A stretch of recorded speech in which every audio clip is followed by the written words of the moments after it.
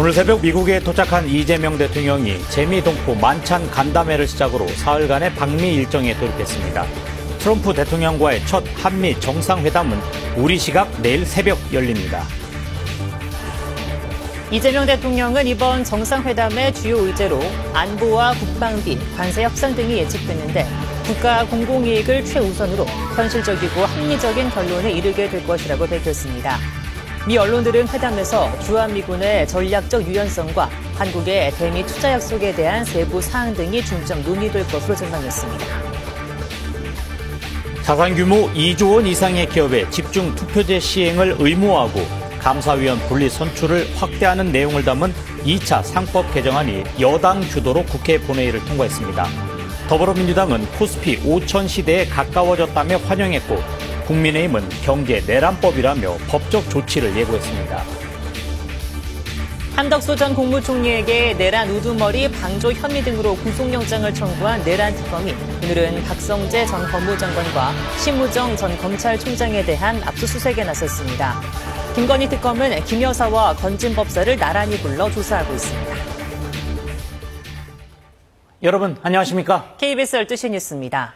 일본 방문을 마친 이재명 대통령이 우리 시간 오늘 새벽 워싱턴 DC에 도착해 방미 일정에 돌입했습니다. 재미동포 간담회를 시작으로 공식 일정에 나섰는데 한미 정상회담을 하루 앞두고 준비에도 총력을 기울이고 있습니다. 보도에 방준원 기자입니다.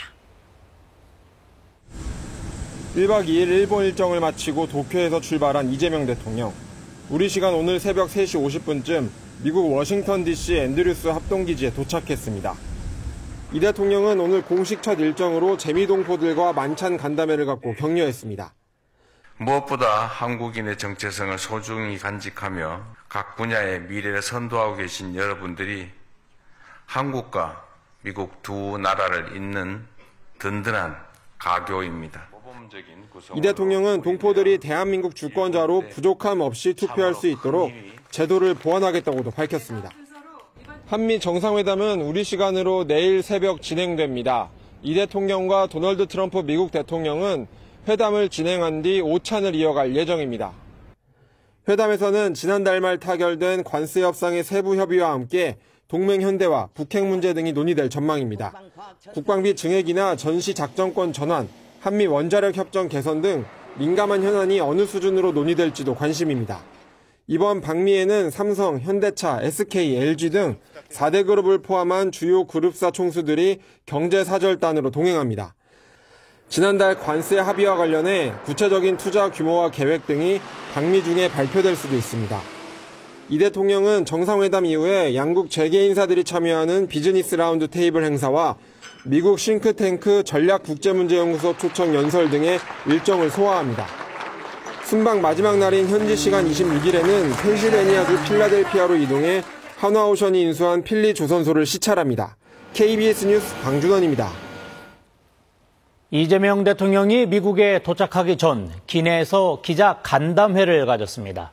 이 대통령은 국익을 최우선으로 정상회담에 임하고 북한 문제는 필요한 이야기는 다 하겠다고 밝혔습니다. 보도에 손서영 기자입니다. 이재명 대통령은 미국으로 향하는 공군 1호기에서 예정에 없던 기내 간담회를 가졌습니다. 이 대통령은 트럼프 대통령과 회담 의제는 안보, 국방비, 관세 협상 문제 등이 예측되고 있다며 실무 협의를 계속하고 있다고 밝혔습니다. 국익을 최우선으로 협상에 임하겠다며 긍정적 결론 도출을 기대했습니다. 대화도 거의 무리하지 않을 것이다 라고 기대하고 있고 그렇게 예상하고 있기도 합니다. 대북 정책 의제와 관련해선 직접 제기할 수도 있고 트럼프 대통령이 제기할 수도 있다며 제한 없이 필요한 이야기는 다 해볼 생각이라고 밝혔습니다. 우리는 누구든지 아마 한 번쯤은 해보지 않을까 그렇게 생각합니다. 길을 한번 만들어 봐야 되지 않을까 싶습니다. 다만 남북 관계가 과거보다 객관적으로 훨씬 나쁘다고 진단했습니다. 이 대통령은 적대감도 커졌고 북한의 핵무기 미사일 개발도 그때와 비교할 수 없을 정도라며 주변국 관계도 많이 나빠졌다고 이유를 들었습니다.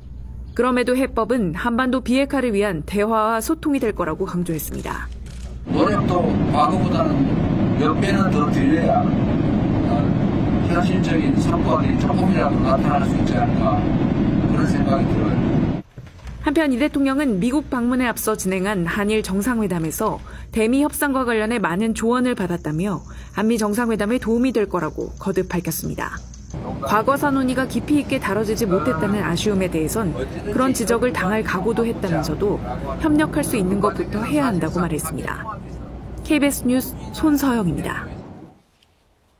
미국 언론들도 한미 정상회담에서 논의될 주요 의제에 대한 보도를 이어가고 있습니다. 특히 주한미군의 전략적 유연성과 한국이 약속한 대미 투자 3,500억 달러의 세부 사항이 중점적으로 논의될 것이라는 전망이 나오고 있습니다. 박석호 기자입니다.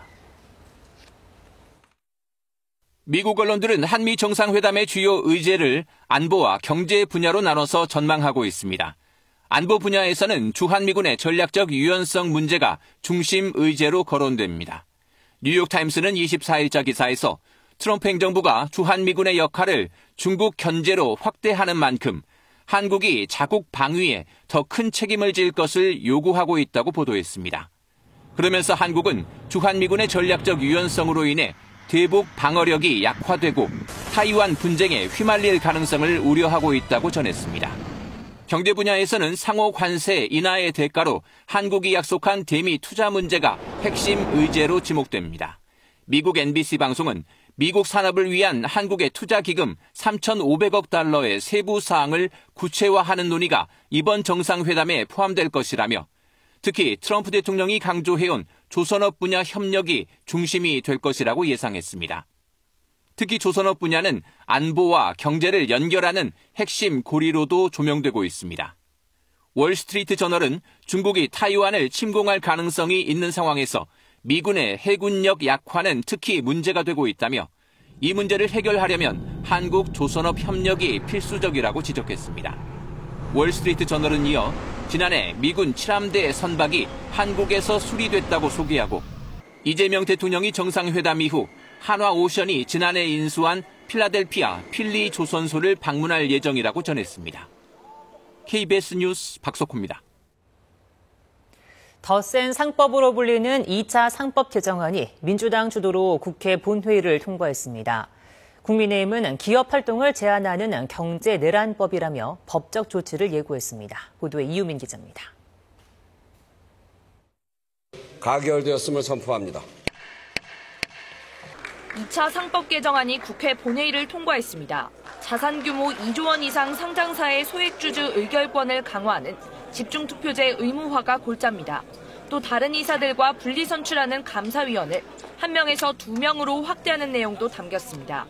법안 저지를 위해 어제부터 필리버스터에 나선 국민의힘은 표결에 불참했고 개혁신당 의원들은 기권표를 던졌습니다. 더불어민주당은 코스피 5천 시대에 한 걸음 더 가까워졌다며 법안 통과를 환영했습니다. 1차 상법 개정안의 패키지 법안이자 그 실효성을 담보하는 후속 법안입니다. 국민의힘은 외국계 자본이 기업 경영권을 위협할 수 있다고 날을 세웠습니다. 기업의 투자 의욕을 꺾어버리고 기업을 해외로 내쫓으면서 국민 경제 초토화, 대한민국 경제를 뒤흔드는 경제 내란이라 할 것입니다. 이재명 대통령이 제2요구권을 행사해야 한다고 촉구하면서 노란봉투법과 상법 개정안 등에 대한 헌법 소원 등 법적 조치 검토를 예고했습니다.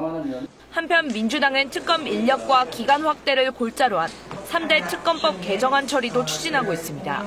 국민의힘은 국면 전환과 내년 지방선거를 겨냥한 정치특검이라며 반발하고 있습니다.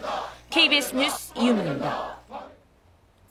내란 특검팀이 박성재 전 법무부 장관과 심우정 전 검찰총장에 대한 강제 수사에 착수했습니다. 김건희 여사와 건진법사 전성배 씨는 오늘 특검에 동시 소환됐습니다. 자, 특검 취재팀으로 가보겠습니다. 허지영 기자, 오늘 내란 특검에서 압수수색한 곳들 어디입니까? 네, 내란 특검팀은 오늘 오전 9시 30분부터 박성재 전 법무부 장관의 자택과 법무부, 대검찰청과 서울구치소 등 4곳을 압수수색하고 있다고 밝혔습니다. 이 압수수색 대상에 심우정 전 검찰총장도 포함됐습니다. 12.3 비상계엄 당시 박성재 전 장관 등 법무부가 조직적으로 내란에 공모하거나 방조했는지 살펴본다는 계획입니다. 박성재 장관은 계엄 선포 뒤 법무부에서 회의를 열고 합동수사본부 검사 파견 검토를 지시했다는 의혹을 받고 있습니다.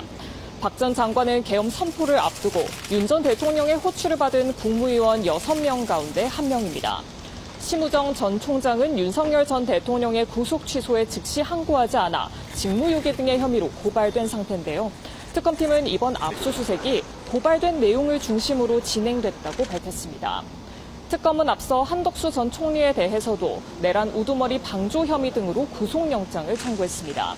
한 전 총리가 계엄 선포 전 국무회의를 급조해 윤 전 대통령의 계엄을 막지 않았다는 혐의인데 구속 필요성으로 법률의 중대성을 가장 강조할 것으로 보입니다.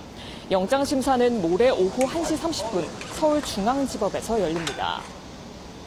네, 그리고 김건희 여사와 건진법사 전성배 씨도 동시에 소환됐는데 오늘 어떤 내용을 조사합니까? 네, 특검팀은 오늘 김 여사를 상대로 통일교 청탁 의혹을 조사할 전망입니다. 특검팀은 김 여사의 구속 뒤 3번째 조사에서 준비한 질문지의 절반가량을 소화했는데요. 통일교 청탁 의혹을 마무리한 뒤 속도가 붙는다면 도이치모터스 주가 조작 의혹도 함께 조사할 예정입니다. 김 여사 측은 오늘도 진술 거부권을 행사할 전망이라고 밝혔습니다. 구속 이후 첫 특검 조사에 출석하는 건진법사 전성배 씨를 상대로도 통일교 청탁 의혹을 조사할 전망입니다. 두 사람의 진술이 엇갈릴 경우 대질신문이 이루어질 전망인데 아직 양측 모두 혐의를 부인하고 있어 가능성은 높지 않은 것으로 파악됐습니다. 지금까지 서울고검에서 KBS 뉴스 서지영입니다. 가족이나 연인 사이에서 일어나는 이른바 관계성 범죄는 신고도 어렵고 또 가해자의 접근을 막기 힘들다는 특성이 있는데요. 최근 이런 범죄가 잇따르자 경찰이 오늘 대책을 내놨습니다. 이호준 기자가 보도합니다. 지난달 경기도 의정부시의 노인보호센터에서 50대 여성 요양보호사가 60대 남성에게 흉기에 찔려 숨졌습니다. 이 남성은 피해 여성을 3차례에 걸쳐 스토킹해왔고 매번 경찰 신고도 있었습니다. 하지만 여성에게 지급된 신고용 스마트워치도 접근 금지 조치도 피해를 막지 못했습니다. 경찰이 이런 스토킹과 가정폭력, 교제폭력과 같은 이른바 관계성 범죄에 대응하기 위해 대책을 내놨습니다. 우선 경찰은 피해자가 신고를 주저하는 범죄 특성을 고려해 내년 적용을 목표로 자동신고 애플리케이션을 개발하기로 했습니다. 자동신고 앱은 접근 금지 처분을 받은 사람이 피해자에게 전화나 문자로 연락하면 경찰에게 자동으로 알리는 기능이 담겼습니다. 또 출동 현장에서 피해자가 처벌을 원치 않더라도 경찰이 판단에 입건하고 재범 위험이 높은 사람을 순찰 대상으로 삼는 등 현장 대응도 강화할 계획입니다. 법률 개정을 통한 제도 강화도 추진합니다. 현재 관련법이 없어 사각지대에 놓였다는 지적을 받아온 교제폭력의 경우 처벌 규정과 피해자 보호 조치 등을 담은 입법을 추진합니다. 또한 여성가족부와 함께 피해자를 지원하는 공동 모니터링 체계를 구축할 예정입니다. 경찰 집계 결과 올해 7월까지 살인 혹은 살인 미수까지 이어진 범죄 388건 가운데 관계성 범죄 관련은 70건에 달합니다. KBS 뉴스 이호준입니다. 이른바 7세고시라고 불리는 유아 사교육에 대해서 국가인권위원회가 교육부의 감독 강화를 촉구했습니다. 인권위는 지난 14일 교육부 장관에게 유아기 사교육 실태 조사와 규제를 위해 법령과 대책 마련을 추진해야 한다고 의견을 표명했습니다. 인권위는 유아기 극단적인 선행학습에 대해 아동이 누려야 할 놀이와 휴식 시간을 박탈한다며 헌법상 행복추구권, 교육권뿐만 아니라 유엔 아동권리협약에도 명백히 반한다고 지적했습니다. 트럼프 미국 대통령이 치안을 위해 워싱턴 DC에 투입된 주 방위군을 다른 지역에도 투입할 예정입니다. 민주당 측에선 군 병력 투입이 위기를 조장하는 데다 법적 근거가 없다고 반발했지만 트럼프 대통령은 범죄 소탕이 우선이라는 입장입니다. 뉴욕 박익종 특파원의 보도입니다. 미국의 수도 워싱턴 DC에 주 방위군이 투입된 지 2주가 되어갑니다. 트럼프 대통령은 자신의 조치가 성과가 있었다며 자랑했습니다. DC was a hellhole and now it's safe. And in fact, I put out this morning I said, I hate to say this because it doesn't sound very good, but there have been no murders in D.C. in the last week. 여기에 더해 미 국방부는 워싱턴 DC에 주둔한 주방위군에 무기도 휴대하게 할 거라고 밝혔습니다. 또 볼티모어와 오클랜드, 시카고와 뉴욕에도 주방위군 투입을 예고했습니다. 폭스뉴스는 19개 주의 불법 체류자 단속에도 주방위군이 동원될 것이라고 보도했습니다. 민주당 우세 지역에 주방위군 투입이 속속 추진되자 해당 지역 주지사들은 즉각 반발했습니다. 볼티모어가 있는 메릴랜드주의 무어 주지사는 트럼프 대통령이 현재 상황에 대해 무지하다고 했고, 시카고가 있는 일리노이주의 프리츠커 주지사는 성명에서 트럼프 대통령이 위기를 조장하고 제복을 입은 미국인들을 정치화하고 있다고 비판했습니다. We should continue to support local law enforcement and not simply allow Donald Trump to play games with the lives of the American people as part of his effort to manufacture a crisis and create a distraction. 민주당 쪽은 특히 해당 지역에 요청이 없었다며 주방위군 파견에 법적 근거가 없음을 강조하고 있습니다. 하지만 트럼프 대통령은 범죄 소탕이 우선이라며 물러서지 않을 것임을 분명히 했습니다. 뉴욕에서 KBS 뉴스 박일중입니다. 우크라이나가 전쟁 속에 옛 소련으로부터의 독립 34주년을 맞았습니다. 우크라이나는 자신들의 미래를 스스로 결정하겠다는 입장을 분명히 했고, 러시아는 안전보장 논의에 중국과 함께 참여하겠다는 뜻을 재차 강조했습니다. 베를린 송영석 특파원의 보도입니다. 러시아 가스 생산 공장에 거대한 폭발이 일어납니다. 우크라이나군은 해당 시설이 러시아가 제재를 피해 에너지 자원을 수출하는 곳이라고 주장했습니다. 치열한 교전이 벌어지던 쿠르스크의 원전도 드론 공격을 받았습니다. 가동 능력이 일부 줄었지만 방사능 수치는 일단 정상 범위로 전해졌습니다. 러시아의 대규모 공습에 맞서 우크라이나는 최근 러시아 에너지 시설을 집중 타격하고 있습니다. 전쟁 중 맞이한 독립기념일에 젤렌스키 대통령은 자국의 미래는 우크라이나인들이 결정할 것이라고 강조했습니다. Україна ніколи більше в історії не буде примушена до сорому, який русські називають компроміс. І світ це знає, і світ це поважає. 영토 문제 등을 놓고 자국 입장을 관철해 나가겠다는 의지의 표명이란 분석이 나옵니다. 미국과 유럽 각국이 우크라이나의 지지와 연대를 표시한 가운데 캐나다 정상도 안전보장 참여를 약속했습니다. We are working through with our allies in Coalition of the Willing and with Ukraine, and I would not exclude the presence of troops. 이에 대해 러시아는 유엔 안보리 상임이사국이 안전보장 논의의 주축이 돼야 한다며 러시아와 중국의 참여를 재차 요구했습니다. Russia, US, China, UK and France, and guarantors would be guaranteeing the security of Ukraine, which must be neutral. 러시아와 우크라이나의 입장차가 갈수록 커지면서 양측의 정상회담 불발 가능성도 제기되는 상황. 미국 벤스 부통령은 압박 카드인 대러시아 제재가 여전히 남아있다며 러시아를 협상 테이블로 끌어내기 위해 어떤 조치가 더 적절할지 판단하겠다고 밝혔습니다. 베를린에서 KBS 뉴스 송영석입니다. 이스라엘이 예멘 후티 반군의 미사일 공습에 대한 보복으로 예멘 수도의 에너지 시설을 공습했습니다. 또 가자시티를 점령하기 위해 대규모 공세를 준비하고 있습니다. 두바이 김계영 특파원의 보도입니다. 큰 폭발음과 함께 불기둥이 치솟아오르고 검은 연기는 도심 하늘을 뒤덮었습니다. 이스라엘군이 현지 시각 24일 예멘의 친이란 후티 반군이 장악한 수도 사나를 공습했습니다. 현지 매체들은 오후 4시쯤 사나의 석유시설 등이 이스라엘군에 폭격당해 최소 2명이 숨지고 수십 명이 다쳤다고 전했습니다. 이스라엘군도 성명을 통해 예멘 대통령궁이 위치한 군사시설과 발전소 2곳, 연료 저장시설 등을 표적으로 공격했다고 밝혔습니다. 후티 반군이 최근 이스라엘 영토에 탄도미사일과 드론을 쏘는 등 반복적인 공격을 가한 데 대한 보복 차원이라고 설명했습니다. משטר הטרור החותי לומד בדרך הקשה שהוא ישלם ומשלם מחיר כבד מאוד על התוקפנות שלו נגד מדינת ישראל. 이스라엘은 팔레스타인 가자 지구의 가자시티 점령 작전도 진행 중입니다. 이스라엘군은 가자시티 외곽에서 작전을 수행하고 있으며 도시 전체를 점령할 대규모 공세를 준비하고 있다고 설명했습니다. 이스라엘 언론은 추가로 동원령을 내린 예비군 6만 명이 다음 달 2일 소집될 예정이며 가자시티 공격은 수주 뒤에 시작될 것으로 보인다고 보도했습니다. 두바이에서 KBS 뉴스 김계영입니다. 기후환경 뉴스 기후는 말한답니다. 극심한 가뭄을 겪고 있는 강원도 강릉시가 다음 달 1일 개최 예정이던 시승격 70주년 기념 행사를 잠정 연기했습니다.